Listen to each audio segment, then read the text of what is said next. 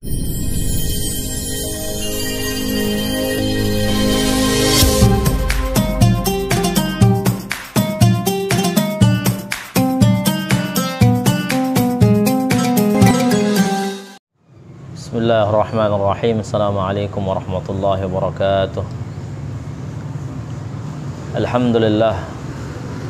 Alhamdulillahi rabbil alamin alladzi ja'ala al-Qur'ana hudan wa shifaa'an wa rahmatan lima fis sudur walladzi ja'ala shahra ramadhana shahral a'zam.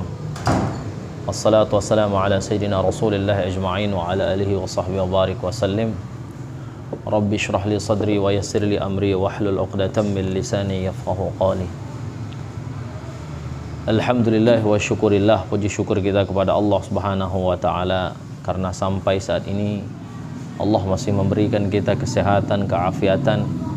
Allah masih memberikan kita kenikmatan yang besar sekali kepada kita, yaitu iman kepada Allah Subhanahu wa taala. Di mana dengan nikmat iman inilah kita akan mengarungi kehidupan di dunia ini yang semakin hari semakin lama fitnah akan semakin merajalela. Maka setiap orang yang beriman kepada Allah, seberat apapun ujiannya, maka akan dianggap enteng di hadapan Allah Subhanahu wa taala. Dan di antara keajaiban orang yang beriman kepada Allah sebagaimana yang digambarkan oleh Nabi sallallahu alaihi wasallam, susah senangnya apabila seseorang diiringi dengan iman. Ketika dia susah, maka dia akan bersabar, maka ketika dia senang, maka dia akan bersyukur kepada Allah. Maka syukur di sore hari ini Allah masih memberikan kita karunia iman kepada Allah Subhanahu wa taala. Ada orang yang sehat tidak mampu ke masjid karena imannya tipis, karena imannya sedikit, bahkan tidak punya iman. Sebaliknya, orang yang kelihatan lumpuh bahkan buta sampai diceritakan dalam beberapa cerita, dalam beberapa kisah, seseorang yang tidak bisa berjalan, buta matanya, tapi memaksa diri merangkak menuju ke masjidnya Allah Subhanahu wa taala untuk ibadah kepada Allah. Bahkan ada seorang yang buta matanya sampai dia membuat tali dari rumahnya menuju masjidnya khusus untuk beribadah kepada Allah. Maka dengan modal iman, seseorang yang lemah akan menjadi kuat. Dengan modal iman, seorang yang biasa akan menjadi orang yang luar biasa. Maka sebaliknya, orang yang hidup tanpa iman, maka arah tujuan hidupnya tidak akan pernah terarah. Ada seorang profesor ulung dari Belanda yang mempunyai seorang anak. Anaknya lahir dalam keadaan cacat.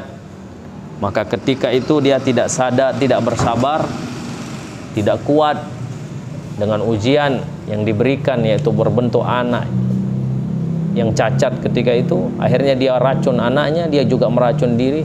Dan satu hal yang luar biasa, ketika dia meninggal, dia meninggalkan suatu surat wasiat yang luar biasa yang mengatakan seandainya aku punya iman. Betapa dahsyatnya iman.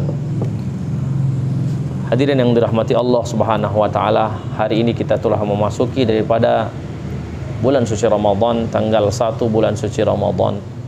Maka perenungan yang utama ketika kita sudah memasuki bulan suci Ramadan, maka satu hal yang saya ingatkan kepada diri saya sendiri dan kita semua, sampai kapan hati kita akan tersadar bahwa dalam setiap saat Allah memberikan karunia rahmat kepada kita dengan berbentuk berbagai macam rahmat.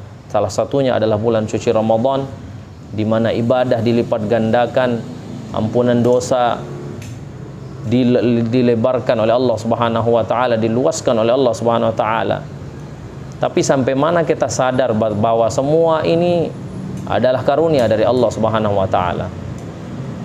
Sayyidina Abbas radhiyallahu anhu, kemudian orang lain ditanya, Sayyidina Ali ketika itu ditanya, "Ya Ali, bulan apa yang paling mulia, hari apa yang paling mulia, waktu apa yang paling mulia?" Maka beliau menjawab, di antara jawaban beliau, seluruh ulama di dunia akan menjawab sama, bahwa bulan yang mulia adalah bulan Ramadan. Kemudian hari yang mulia adalah hari Jumat. Tapi saya akan menjawab bahwa bulan yang mulia, hari yang mulia, waktu yang mulia, di mana seseorang bertaubat kepada Allah dan diterima taubatnya oleh Allah Subhanahu wa taala. Artinya apa? kita mau memasuki bulan suci Ramadan ataupun tidak di bulan suci Ramadan, apabila tidak diiringi taubat dan ibadah kepada Allah, maka hal itu akan sia-sia. Sebagaimana seorang yang bertemu ibunya, bertemu kedua orang tuanya, digambarkan oleh Nabi SAW, sungguh rugi manusia apabila bertemu dengan kedua orang tuanya, maka dia tidak diampuni oleh Allah Subhanahu wa taala. Rugi manusia kata Nabi. Sungguh rugi manusia orang-orang yang bertemu bulan suci Ramadan tapi dengan berkat Ramadan dia tidak diampuni dosanya.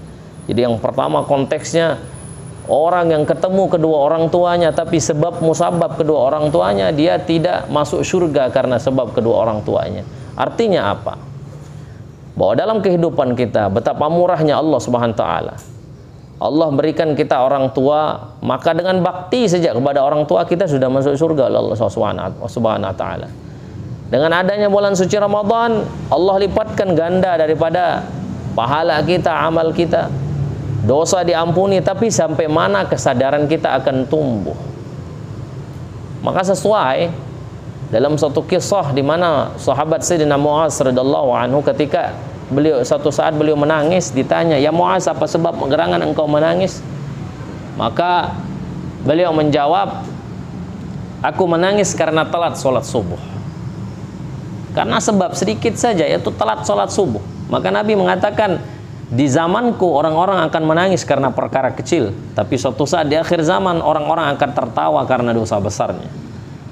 Intinya dari apa yang saya sampaikan ini, apa yang saya maksudkan bahwa bulan suci Ramadan semuanya kita sudah tahu kelebihannya. Orang semua sudah tahu bagaimana kelebihan Ramadan, bagaimana pahala di bulan suci Ramadan. Saya rasa itu sudah disampaikan oleh penceramah ribuan kali.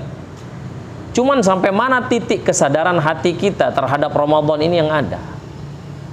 Sebenarnya walaupun tidak di bulan suci Ramadan saja, Anda punya kedua orang tua itu sudah menjadi pintu pengampunan dosa.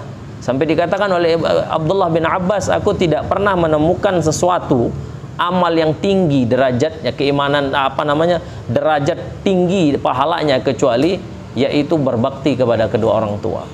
Setiap saat kita diberikan kesempatan oleh Allah Subhanahu wa taala. Cuman sampai mana titik kesadaran hati kita untuk bertaubat kepada Allah?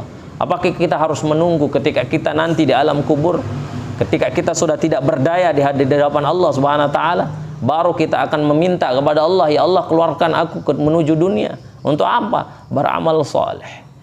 Maka sekali lagi, inti yang saya sampaikan pada sore hari ini yang saya singkat sekali, bahwa bulan suci Ramadan sudah kita tahu adalah bulan mulia. Semua orang sudah tahu bagaimana kemuliaan bulan suci Ramadan. Cuman sampai titik mana kita menyadari kemuliaan Ramadan ini. Artinya apa? Percuma Ramadan datang tanpa diiringi dengan semangat taubat kepada Allah Subhanahu wa taala. Hadirin yang dirahmati Allah Subhanahu wa taala, maka saya tidak banyak mengupas tentang kelebihan Ramadan karena kita sudah tahu. Mungkin di pertemuan berikutnya, kalau ada pertemuan berikutnya, kita akan membahas tentang apa yang ada di bulan suci Ramadan, amalan-amalan apa yang harus kita kerjakan di bulan suci Ramadan. Dan antaranya yaitu Al-Quran, kemudian adab, akhlak. Mungkin itulah pembahasan inti kita suatu saat. Insya Allah di pertemuan berikutnya kita akan mengupas lebih dalam bagaimana Al-Quran, bagaimana tentang akhlak, adab bersama Al-Quran, adab bersama orang tua, adab bersama guru, dan segala macam.